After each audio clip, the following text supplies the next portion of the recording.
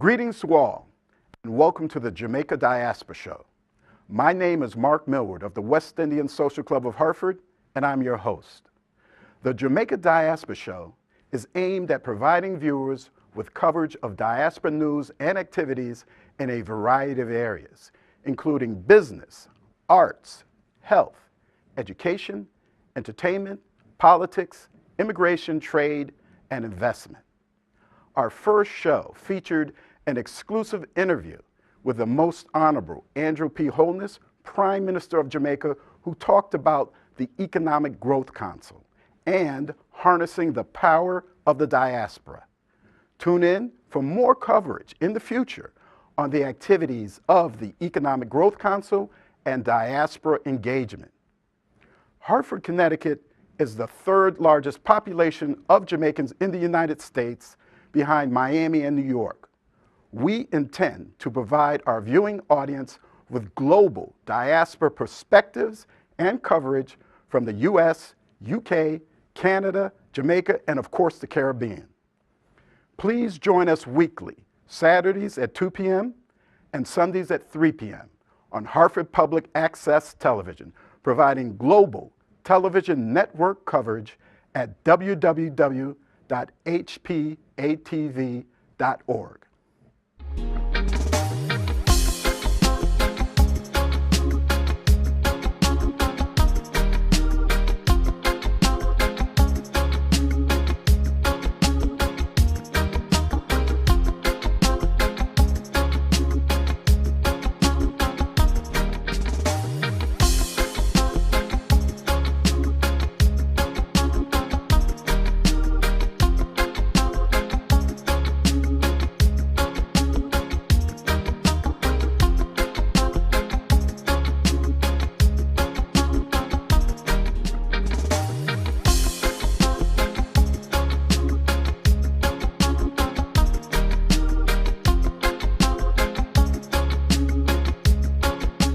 And we are at the West Indian Social Club's 68th anniversary ball. I am here now with the president, Richard Gordon. Richard, please share with the viewers your thoughts on this evening. Well, basically, this is our birthday, 68. It's also a celebration of all that we have been through, and basically a reminder of what is to come.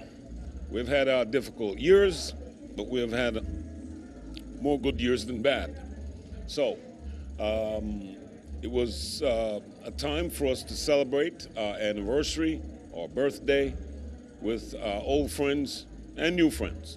Well, you know, your keynote speech to the audience reflected on the organization's history. And you pointed out some pretty accurate descriptions as you talked about how the founding fathers founded this organization and what it has become today, when in fact it was their original intent just to have a meeting place. But the end result is a organization that has actually fostered a community. So in revelation of that, and in your recent interview on the Jamaica Diaspora Show, you spoke in terms of mobilizing this community, and you have, you know, within your reach, and you have this organization. So how do you plan to go forward with that announcement on mobilizing the community? Well, to hit on your first point first, the fact that the original mission of the West Indian Social Club was to form or have a gathering place for West Indians. Well, like anything else, we've evolved. We could not, in good conscience, I think, and I'm reading the former minds of the founders, we could not, in good conscience, live in this community and not shape it or impact it in some kind of way. And I believe we have, quite positively.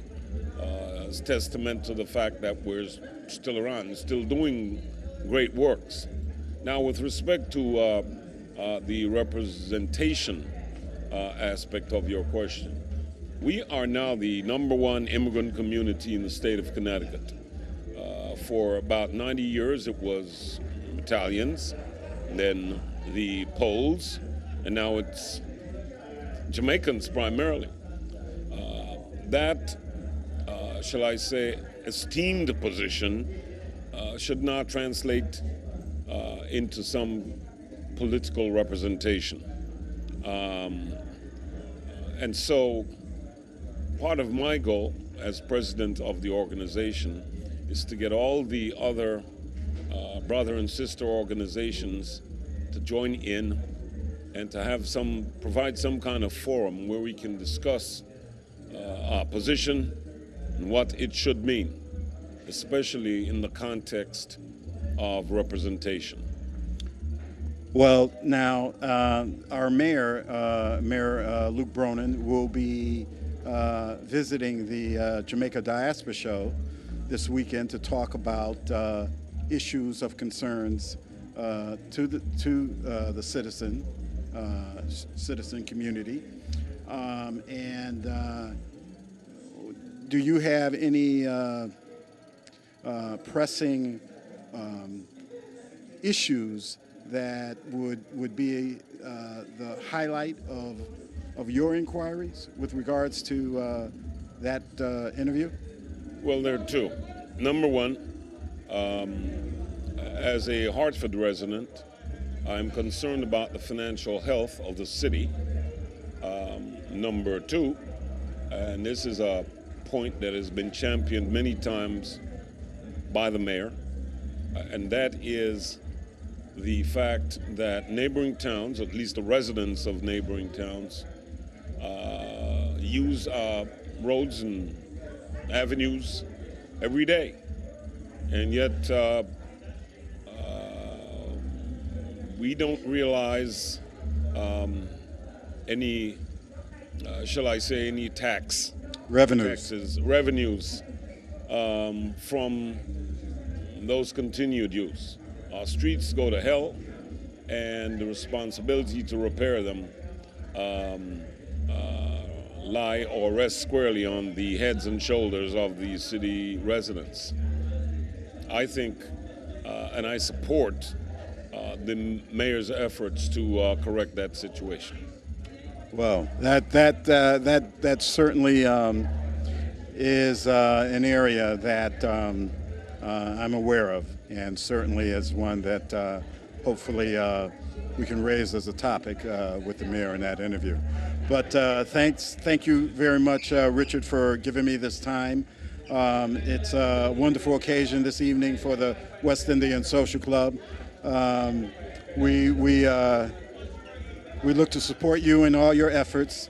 It resonates with many of the members of the organization and the community when you have communicated your interest in organizing this community and getting people to be more politically active. Thank you, my brother, and it's good to see you again. All right, thanks. I am standing here with Colin Edwards, former president of the Jamaica Progressive League, and we are at the 68th anniversary ball of the West Indian Social Club. Colin, can you please share your thoughts on this evening? Well, the West Indian Social Club is a mother of the social organization in the Hartford area. And then we have to respect that part of it, because they are the organization that plant the roots for the organization to come along. Now, our current president, Richard Gordon, spoke about mobilizing the community to be more politically active. What are your thoughts on that? Well, it's, in my opinion, it's relevant because politics, is an entity that ruled rule around our life. So I appreciate the fact that he mentioned that, because we, as a West Indian, we make a lot of progress as far as the social aspect of Hartford is concerned. So politically, it's very, very relevant for us to get involved in that arena. Yes. So now that you're former president of the Jamaica Progressive League Hartford branch, I want to note that it is the Hartford branch. You're still active. Yeah, in terms of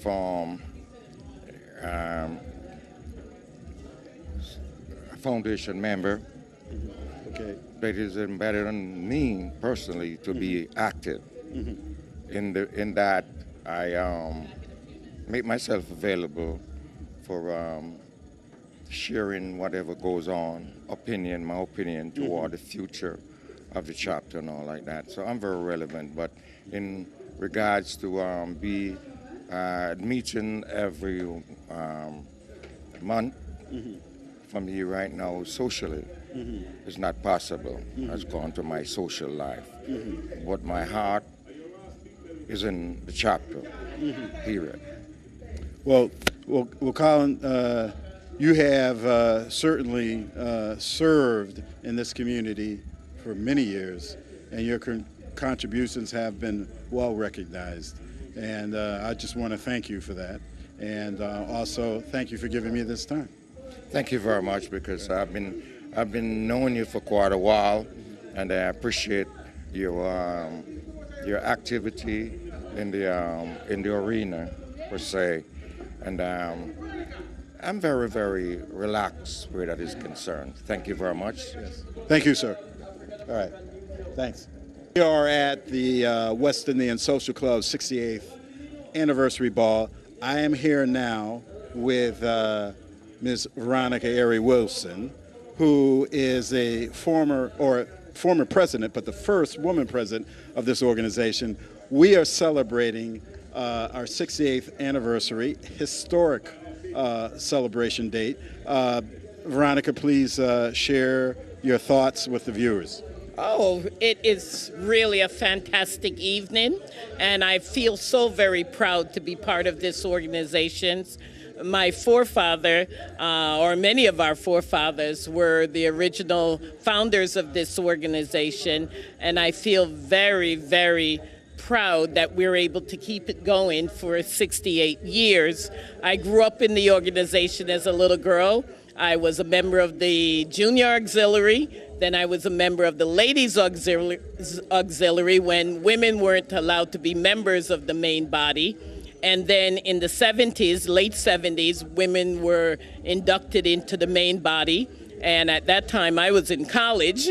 So when I came back to Hartford, and I was able to continue with the Ladies Auxiliary, it was a real pleasure that in 1990, I was the first woman president. Can you believe that? So it's really great to see our friends and family out enjoying this facility. It is the largest of its kind in New England, and I just feel very proud to be part of it.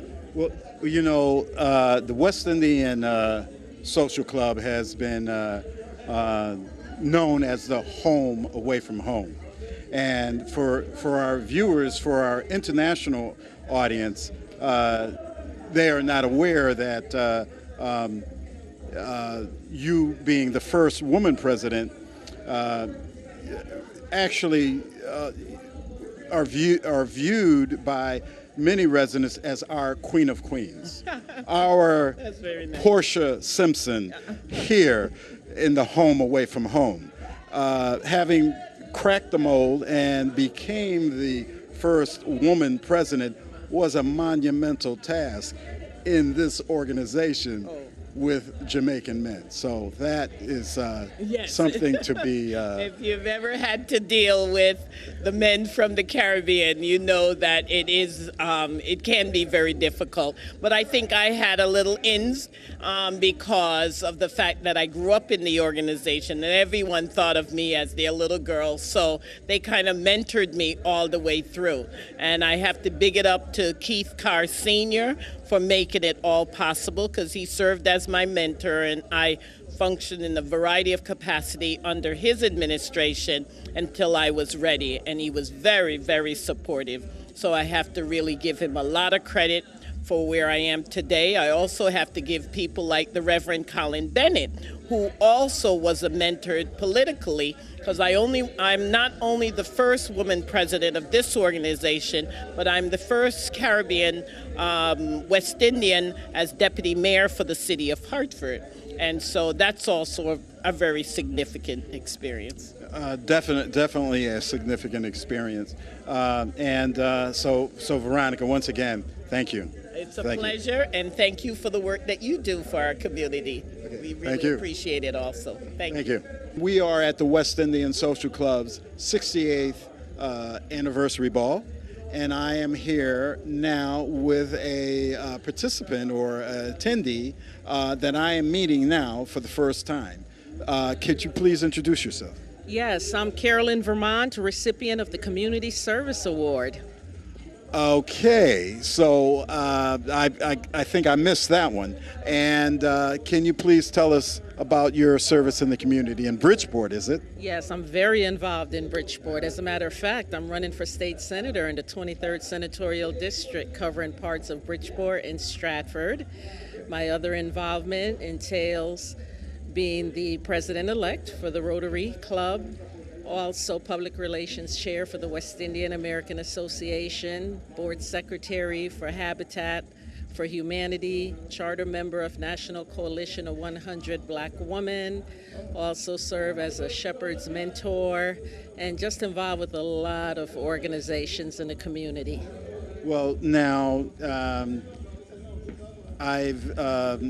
have not had the opportunity to meet you previously, but I would like to invite you to come to the Jamaica Diaspora show at Hartford Public Access Television and talk more about what you've been doing in the community, as well as what you plan to do in your run for elective office. Most certainly. Thank you for the invitation. I definitely would like to come to the show.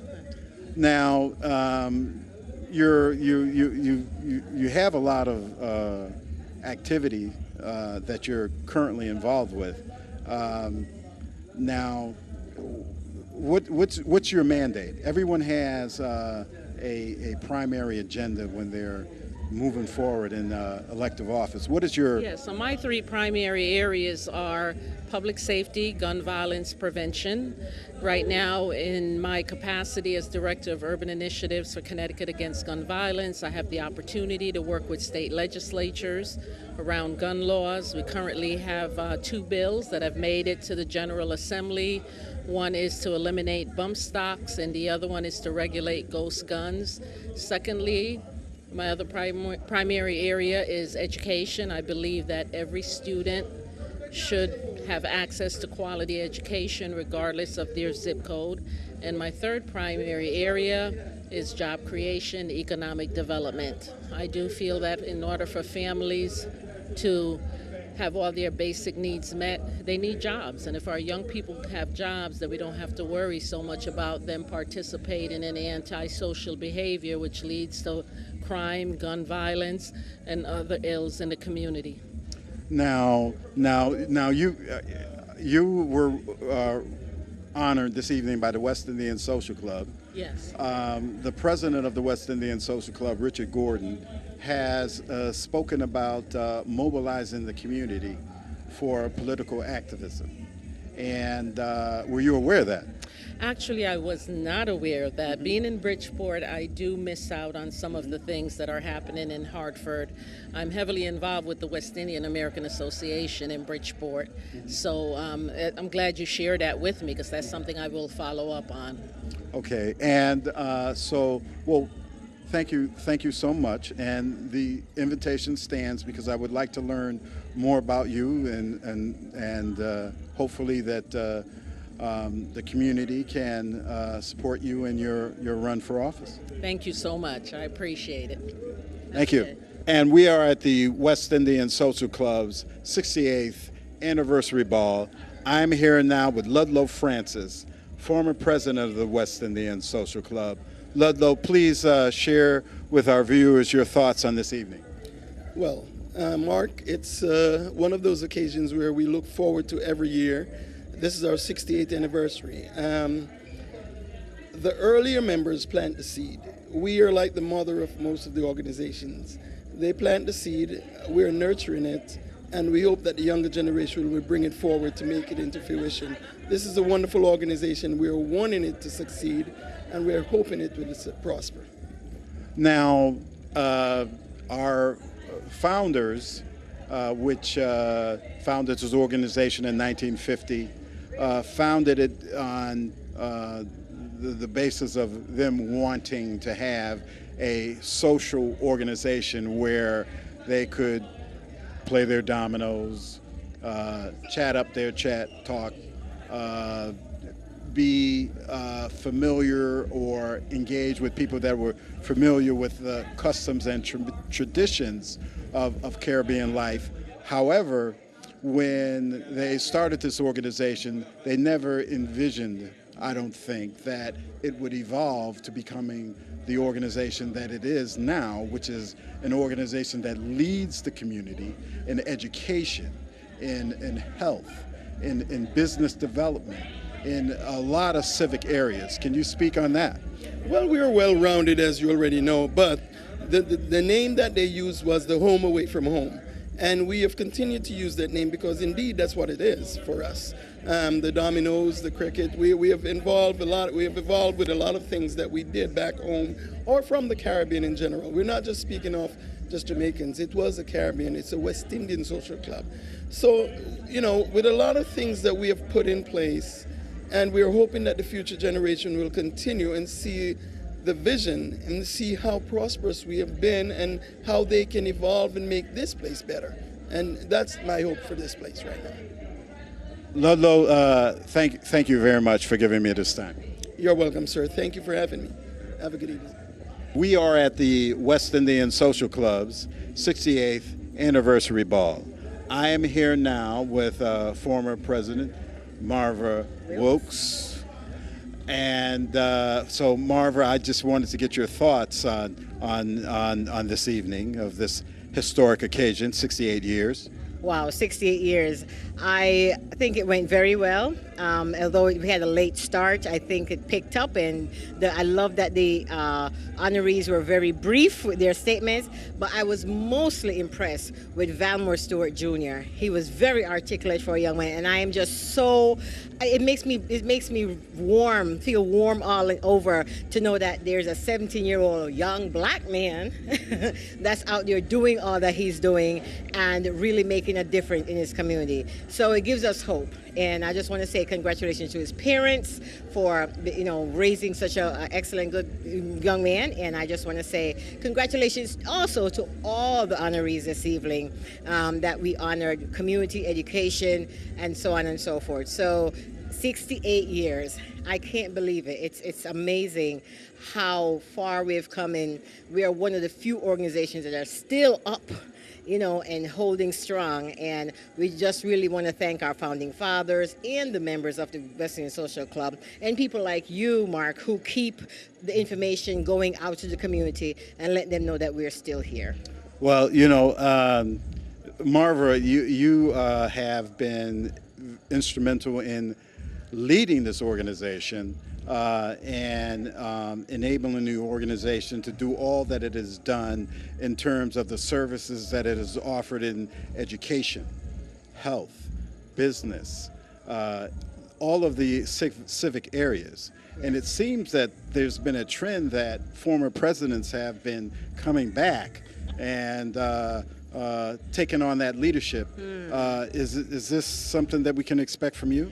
I will give my all in whatever I can do for the organization. Coming back as president, I'm not sure. We'll see where the need lies. And if it happens and I really have to do it, then of course I'll do it, because once I'm committed to something, I'm committed to it for life. So, if they need me in any capacity, I'll be here. If it's presidency at some point, maybe I'll come back. Well, now the current president is talking about mobilizing the community for political activism. Yes. Have you been aware of that? No, I wasn't. So I'm sure I'll hear more as he has more meetings and stuff like that. But that's a good thing, I think. What do you think? Well, I'm here to support whatever the leadership is engaged in. Wonderful, wonderful. Yes, I am too. So again, West Indian Social Club, 68 years and counting. And 70th is right around the corner. I can't believe it. So I hope that all the people that were here this evening will come back throughout the year to all our activities. I know we have Mother's Day and Father's Day program coming up. Tomorrow, actually, we are going to install the 3rd West Indian young man as a Boy Scout Eagle Scout? Eagle Scout, rather. And it's going to be right here at 2:30 in the afternoon. I mean, we have to be proud of that. To become an Eagle Scout is like a most amazing task and dedication that you have to put yourself in. And to know that we have had 3, this is going to be our 3rd one. Our 3rd. Yes, this is going to be our 3rd one that, is becoming an Eagle Scout. That's something to be proud of. So, again, this is what we do. We really uplift the community and make them know that it's not all bad. It's not all about the drugs and everything else that's going on, but positive, very positive things happening in our community. Thank you so much, Marvin. Thank you, Mark. Have a great evening. Thanks. The West Indian Social Club's 68th anniversary ball. I am here now with Clive Garrison, who is the first vice president. Clive, can you give us your thoughts for this evening so far, the event that's taking place now?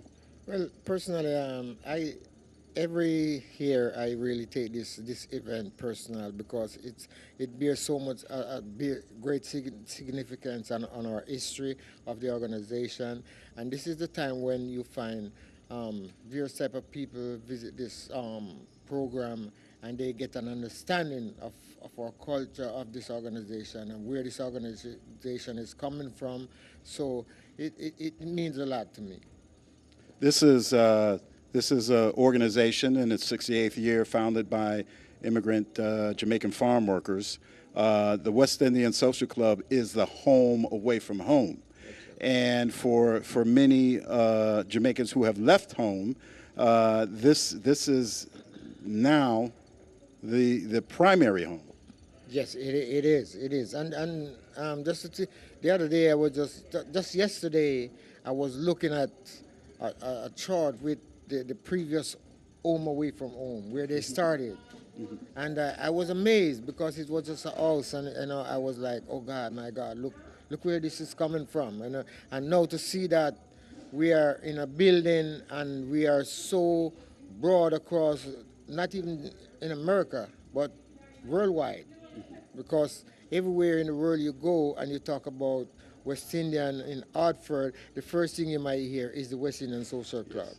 And it does mean a lot to me, and mm-hmm. So as the first vice president, I'm committed in keeping up the culture of our founding fathers. Let me tell you, Clive, I picked up a book. It was Hartford, Connecticut, 1784 to 1984. Yeah. It was a history book that I purchased as a gift to bring to someone. And in that book, there was actually one page that was devoted to the black community. Yes. And it had a photo of Colin Bennett, who we all know was the first president of the Caribbean American Society. Yes. He was a councilman. He was a well-known realtor. He was the yes. first president of Najaso. Yes. But in this entire book, yes. the only page that was devoted to people of color was that picture of Colin Bennett, okay. and it said the West Indian Social Club has been instrumental in providing opportunities for growth in individuals, and this is one man as an example. Yeah, and that's huge.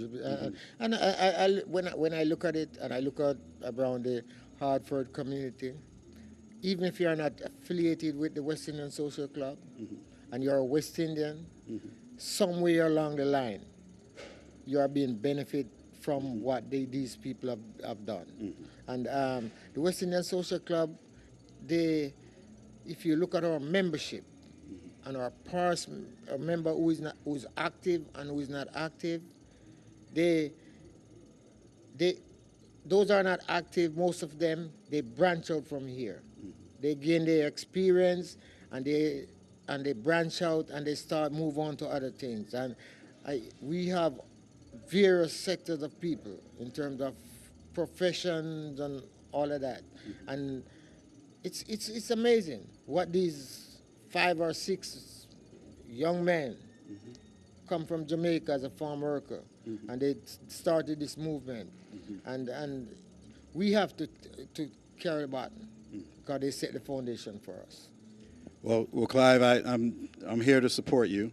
You've been doing a fine job in all your roles, from being the first vice president. It's been the last 3-4 years you've been on the executive board, and also your work in helping us keep this facilities intact. Thank you so much for stopping and speaking to the Jamaica Diaspora Show. And the evening's not over, so we've got more in store. And thank you, Mark, and we do appreciate it. Thank you so much. All right. Okay. That's a wrap. We are at the West Indian Social Club's 68th anniversary ball. I am here now with Desmond Collins, who is the president of the West Indian Foundation. Desmond, good evening. Good evening. How are you? Good to see you. I'm good. So, what did you think of the evening? Wonderful. It's a wonderful evening. I've always enjoyed coming to the West Indian Social Club. As you know, it's one of the stalwart organizations of the community, and they're 68 years back. So I'm really glad to be here and to support the cause. Now, the last time we spoke was at the West Indian Foundation's scholarship banquet. Yes. On that occasion, Senator McClory was gracious enough to announce the award of a substantial amount. What was that amount?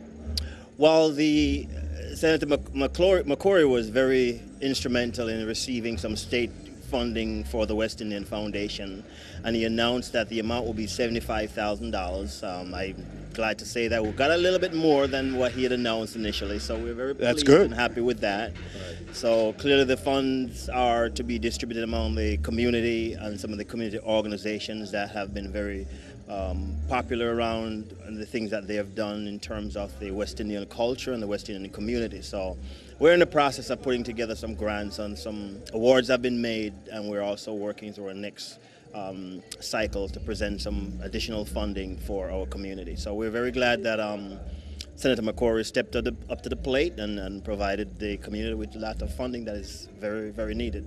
So does it look like we'll have another parade? Because you were very instrumental in making that happen. Well, there's a lot of other organizations that are very instrumental, and we just play our part. And whatever we can do, we certainly will continue to do that. And all indication is that we will have another parade this year. Thank you so much. And Hartford Public Access Television will be there to support you in your future endeavors. We're looking forward to you guys being there. Thank you. Thank you. All right. All right.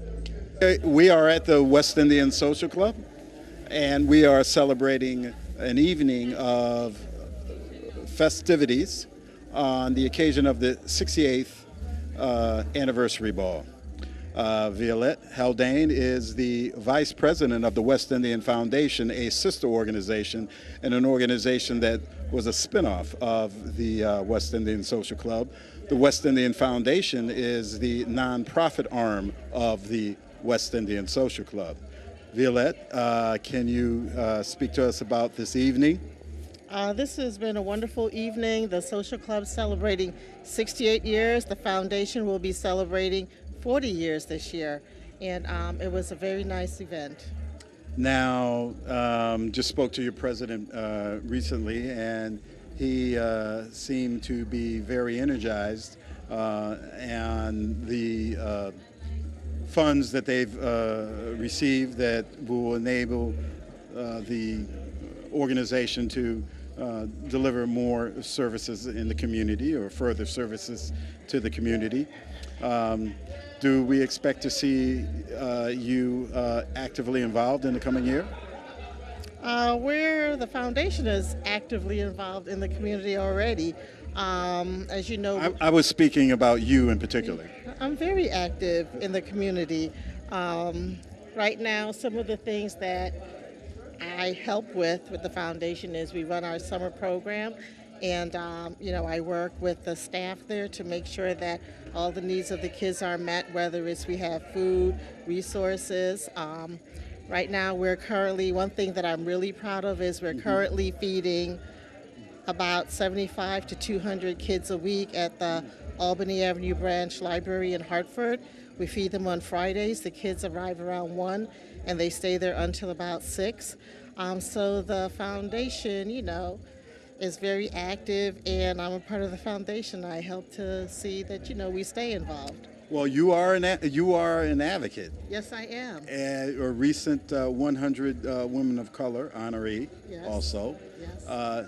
Thank you so much for giving me this time. Thank you. And look forward to the services that you have been providing in the community and your continued service to the community. Thank you. Thank you. All right. We are at the West Indian Social Club's 68th anniversary ball. I am here with former President Doreth Flowers. Doreth, please talk to us about your thoughts on this evening. Wonderful, Evelyn. It's so amazing that this organization has existed for 68 years. It's the oldest active West Indian organization in North America, and it has thrived and has still continued to be the beacon for West Indians in our community and for West Indians across the country. Now you were the president. In what year were you serving as president? I served in 01 and 02.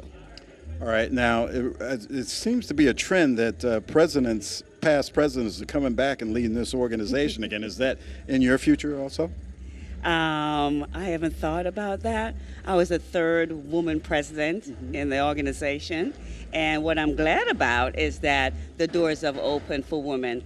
And so we have to thank Leslie Perry for that, a past president as well, who have managed to incorporate women into the actual structure and organization, of the functioning body of the board. Now, not to say that women weren't active all the time, because they were certainly the backbone of the organization, even though sometimes they weren't allowed to make some official decisions. But us West Indian women, we know really how to shake and bake. Oh, yeah. Strong will, yes, we know. But now, to my question, is it a possibility for you? I don't think so. I'm doing a lot more things outside of my community as well as inside my community. So what I strive to do is go out and do things that can also benefit my community and bring it back home. So those are the things that I've been doing, including, being a commission on the Hartford City Golf Commission. A lot of us don't play golf in our community. Some of us do. So I would encourage, folks to look out, in other directions. So there are other things, many things happening in Hartford that we can also get involved in, that we can bring back home, so to speak. Thank you, Doreth. You're still active, I know. Thank you. You're welcome. All right. Thanks, Mark. We are at the West Indian Social Club's 68th anniversary ball. I am here with the MC of ceremonies, Mr. OG. Now, OG is going to tell you his real name.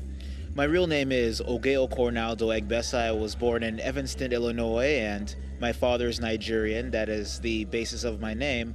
However, my mother is Jamaican, thus being here at the West Indian Social Club, embracing my heritage.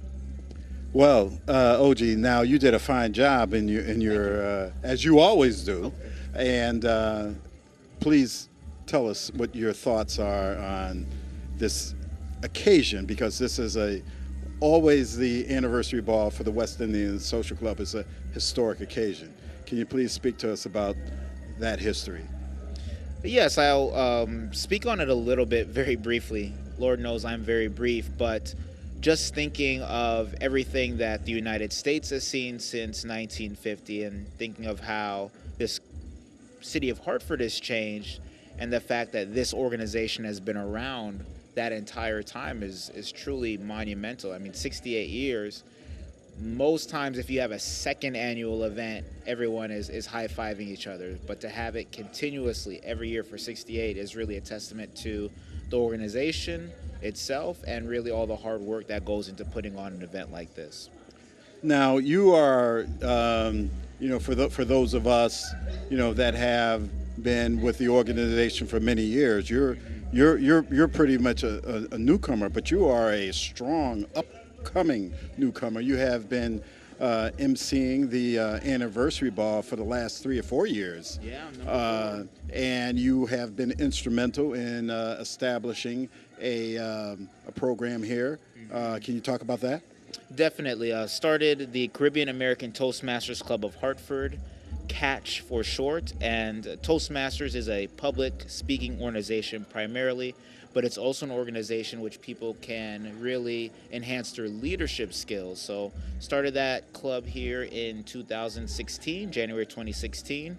And yeah, we've been going strong ever since, and we meet every second and fourth Tuesday of the month right there in the Founders Lounge. So come on down. We'd love to see you.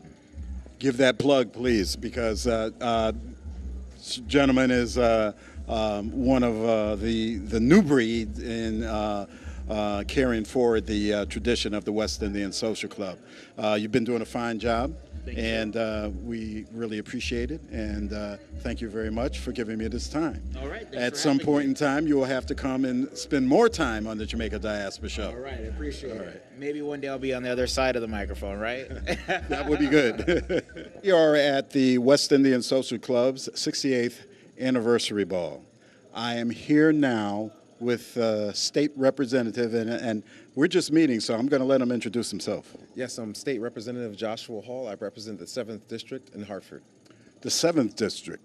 Okay, so now you have been in that office, an office vacated by current State Senator Doug McClory. Yes. Okay, so, and you have been in this office now for how long? Since April 28th of 2017, so it's not just a year yet, soon come. Can you tell us about your experiences and in taking office and what you've been able to address and accomplish? Absolutely. So just to give a little background about myself, I was a teacher for about 12 years at Weaver High School, right there in the 7th District as well.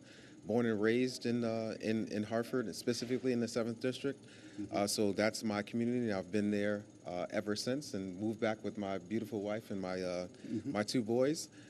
So now you went to school in Hartford. Yeah, absolutely. Where'd you graduate? So I graduated from Hartford Public High School. Okay, what year? 1990. Okay. Yeah, absolutely. Right. So so that's my story, and so it's been a whirlwind.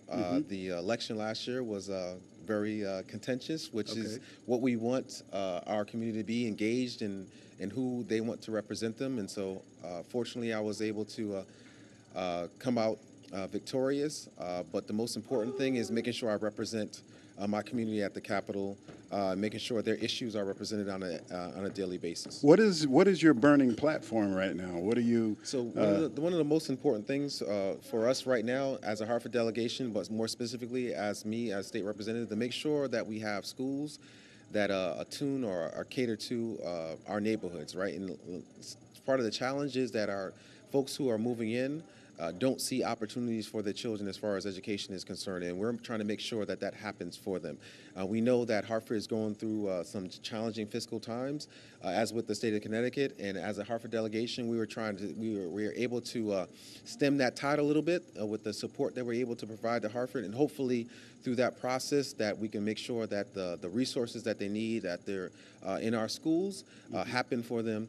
So we know that Weaver High School is being renovated, for example. We know that Martin Luther King elementary school is going to be renovated to a middle school / magnet school for our neighborhood students to be able to have access to. And so those are critical things for us and the rest of the Hartford delegation. I'm glad we're able to make sure those resources are provided for our community. Well, State Rep, thank you so much for giving me this time, and I'd like to invite you to come to Hartford Public Access Television sometime in the future and talk more about your activities and things that you're doing in the community.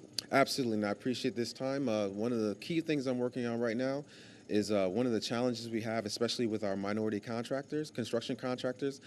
There's this prompt payment issue where they're not getting paid properly and on time, and so those are one of the things we're trying to address right now, and hopefully that will be successful in this legislative session. And so we look for those things to come in. But I thank you for this opportunity to speak with you tonight. Right, and thank you so much. All right, appreciate it. All right, thank you. All right, all right. And we are at the West Indian Social Club's 68th anniversary ball.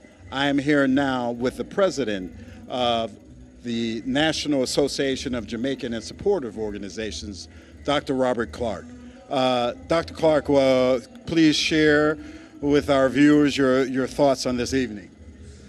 Well, first of all, it's a pleasure to be here, and I must say I'm impressed with the turnout and all the multiple dignitaries that have been here. It's a very fun-filled and entertaining event, and you all shouldn't miss it next year. Now, the president of the West Indian Social Club, Richard Gordon, has talked about mobilizing the West Indian community for political activism. What are your thoughts on that? Oh, of course. This should have been done a long time ago. This is a long time coming, because without that, we won't have a common voice, united. There are so many things going on now that are going against the Caribbean community, and we all have to be united as one voice, to really combat all of that. We know about Trumpism, I'm not afraid to say that, among other things. So again, yes, we do have to unite, and that's the only way that we can stand up and be counted and have a voice in Washington and the whole United States. Now, in a recent interview on the Jamaica Diaspora show, our president, Richard Gordon, he talked about joining with Najaso on its initiatives. Given the fact that he has expressed this, do you have any plans to reach out to him on that issue or on those issues? Absolutely. We are joined at the navel, at the cord. We have the same aim, the same goal, the same destiny. Basically, it's just that they're regional and we're national. And so it's always good to join forces, because united we stand, divided we fall. I'm always a proponent of that.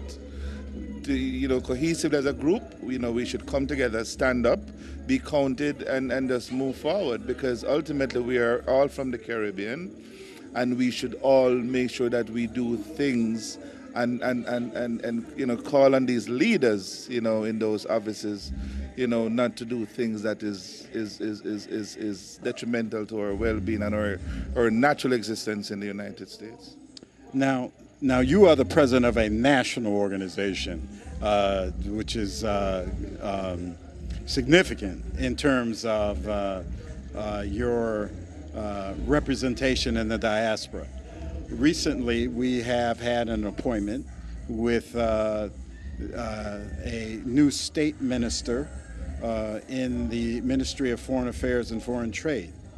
Has Najaso made an effort to reach out to the ministry and to reach out to this minister to engage in dialogue, because this minister has responsibilities specifically for the diaspora? On the contrary, he's got to reach out to me and my organization.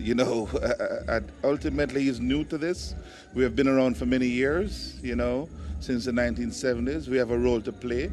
We are the official 501c3 organization, umbrella organization in the United States that represents the Caribbean, not just Jamaica, but the Caribbean diaspora inside of the U.S. Because we have organizations in the UK, in Bermuda, throughout the Caribbean, throughout, so the onus is on him to reach out to us, myself as the president, so, my doors open 24/7. He's welcome to come. Good point, Dr. Clark. And thank you very much for giving us this time. Absolutely, it's my pleasure. We are at the West Indian Social Club's 68th anniversary ball, and I'm here now with Rick Nugent, who is the immediate past president of the National Association of Jamaican and Supportive Organizations. Rick Nugent is from Maryland, and welcome to the Jamaica Diaspora Show. Well, I'm always happy to be here. Thank you for coming, and the West Indian Social Club is always pleased to bring in your organization. Please share with us your thoughts on this evening. Well, let's face it. We have been coming here for over 30 years, Mark. Why? When we look at the historical significance of this organization, it stands out among many organizations. 68 years for any organization is a milestone. You have to commend them because, it's not easy to maintain and keep any organization going, in particular Caribbean organization. So I have to commend them. I'm more than happy anytime I come here to participate in their celebration. Now, Rick, not to be undone, you are a founder of an organization in your home state. Can you please talk to us about that organization? That's correct. That's the Jamaican Association of Maryland. 30 years ago, it was like a vision, Mark. We need an organization to represent Jamaicans. And I felt it was necessary. So I called a group of friends and said, look, we got to do this. We need to be like a vehicle for communication among our Jamaican brothers and sisters. And so the organization gave birth. So this year we celebrate 30 years since the inception of the Jamaican Association of Maryland. So that is quite remarkable, and that's an achievement that you should be certainly recognized for, and certainly the contributions that you have made to Najaso as well as to your home organization is to be commended, and you are certainly receiving the just due rewards and honors that you deserve. Well, thank you for such kind compliment. And I will continue to work in that capacity as president of the Jamaican Association. In fact, we brought a full bus, just to come and celebrate with the West Indian Social Club. All we have to do is continue to work with the aims and objectives, the mission of our organization. And yes, there was some significant contribution when I was president of Najaso. I won't forget. It was an honor to serve there. Now you are well acquainted with the president of the West Indian Social Club, having some years back. Can you talk about that? Oh, certainly. Richard Gordon, yes. Many years ago, I was president of the Baltimore Cricket and Social Club. And we would come here and play cricket and interact. And I remember he said, I'm thinking about law school. I said, don't think about it. Just go ahead and do it. You will pass the LSAT, you will become a lawyer. Come to pass. I'm very proud of him. Very proud of him. And so now, in a recent interview with Richard Gordon on the Jamaica Diaspora Show, Richard has spoken about mobilizing the diaspora community, and I know his thoughts on that doesn't just include the local community, but also the diaspora family as well. The Najaso diaspora family as well. Yes, I think that's very important. The significance behind that, getting everybody together, it's a strong unity among the diaspora. We need to bring the people together, and so we have a common voice with issues that are relevant to the Caribbean community and to the Caribbean countries. And that's very important. We play a big role in advising our governments, and so what he's talking about is highly important. Well, Rick, I've enjoyed your leadership as president of Najaso, as your public relations officer, which you appointed me, and I'm looking forward to continuing to work with you. Interesting, and certainly I appreciate the services that you have extended to Najaso and to your organization here, the West Indian Social Club. All I can say is keep up the good work. Thank you so much, Rick. Thank you. All right, and I am here with Valmore Stewart, who is the second vice president of the West Indian Social Club. Welcome to the Jamaica Diaspora Show. This is the evening of the 68th anniversary ball for the West Indian Social Club. Can you please tell us what you think about the evening and how it's going so far? Well, the evening is great, you know, a lot of turnout. The atmosphere, the weather, is there okay? And, you know. Perfect weather. Perfect weather. Yeah. And everybody's enjoying themselves so far. So now the West Indian Social Club is celebrating 68 years. Truly has been a remarkable development, because the founding fathers, when they formed this organization, they formed the organization with the intent of just having a place to socialize and to share in their customs. But the organization has evolved into much more than that. Can you talk about some of the things that the organization has done over the years? Well, you know, you just got me in surprise, but, you know, well, the organization is based on an organization, the West Indian Social Club, and it's based for the community. It's for the community to come out and have a good time, interact with all organization, you know, where people come out and feel welcome. And we always open our doors for each and every one. And we've offered programs in education, immigration, health, business, and also the entertainment. Can you give us some highlights of what we can expect coming up after the anniversary ball? Well, hopefully we have to restructure the events in the evening, you know, and try to bring the community together, you know, where we can have all kind of program. We have to go out and meet with the community and try to work with the community, because based on the organization, most people think it's a club, but it's more than a club, you know.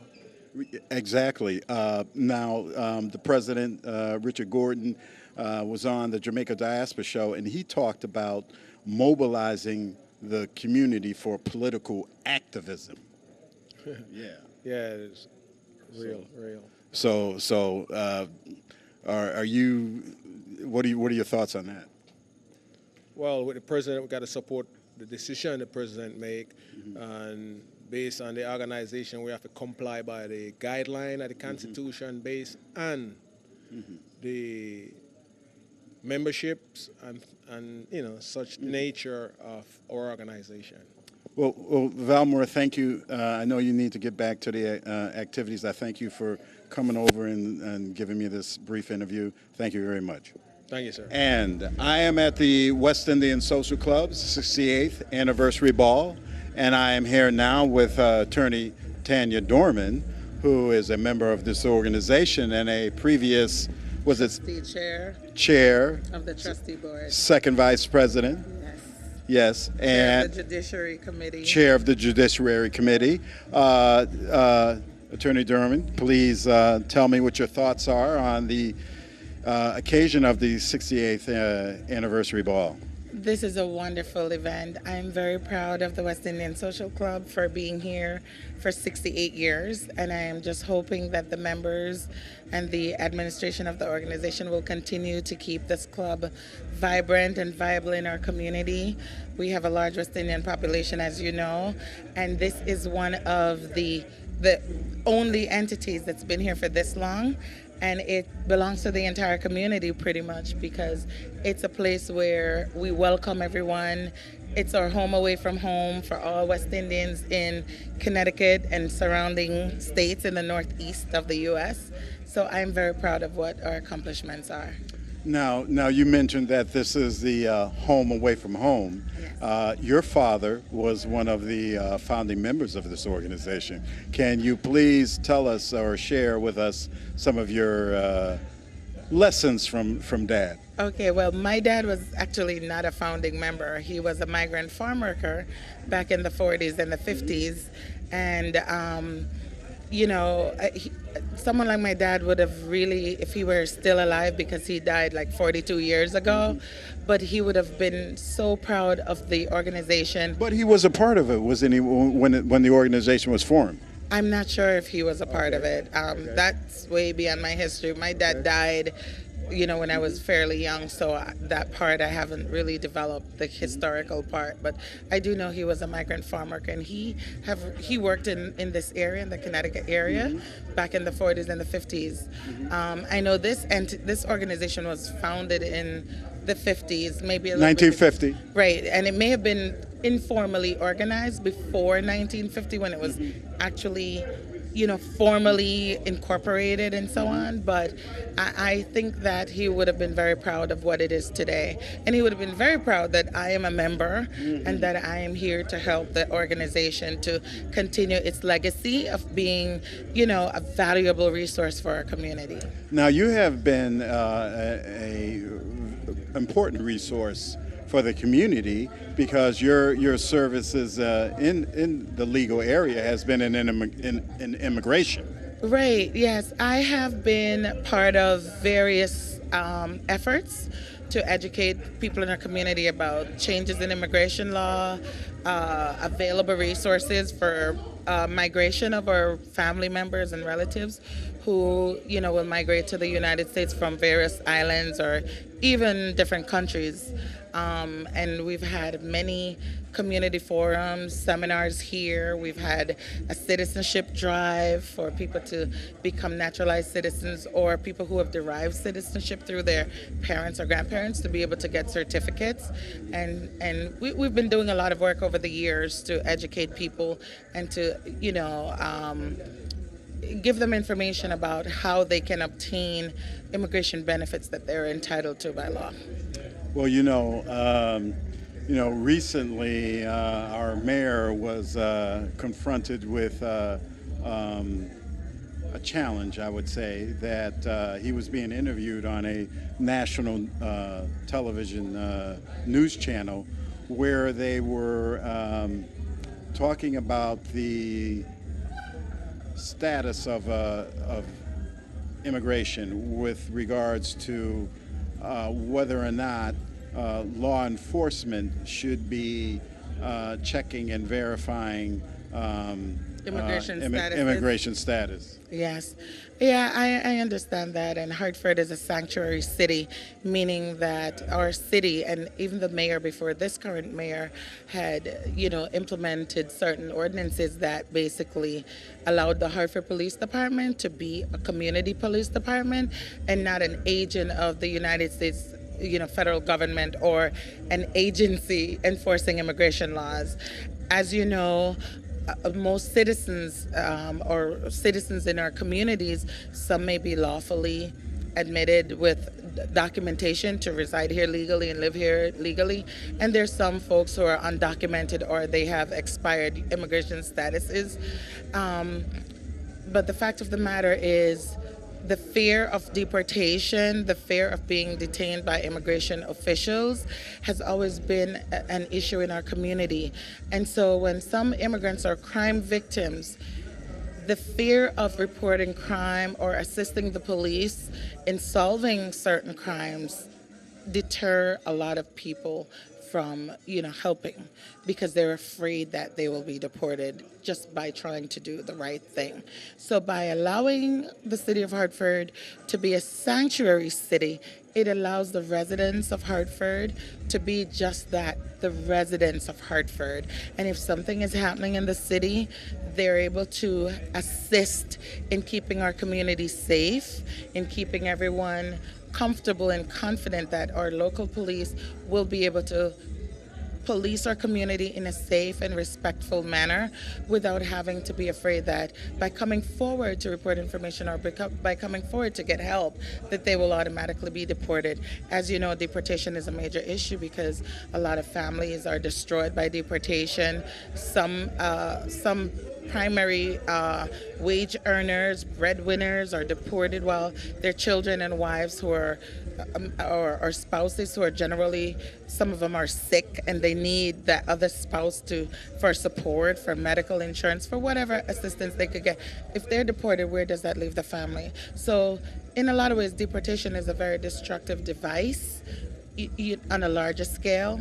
And I do understand that we need to respect the immigration laws and we need to make sure that people are abiding by those laws. But we have a situation where the system is so broken that many people now are in, between a rock and a hard place because they've been here at a time when enforcement was not so focused. Right. Yeah.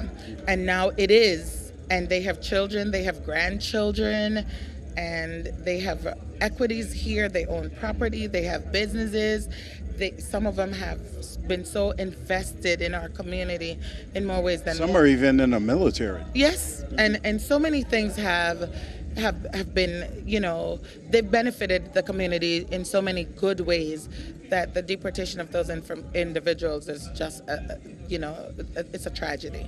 Now, one thing that I would like for you to define for our viewers, please define sanctuary city. What does that mean? Well, basically, the essence of it is that local police does not enforce immigration laws. So the local police is not obligated to report the immigration status of individuals when the police is making an arrest or investigating a crime. The immigration status of the citizens in our community is not relevant for our law enforcement objectives.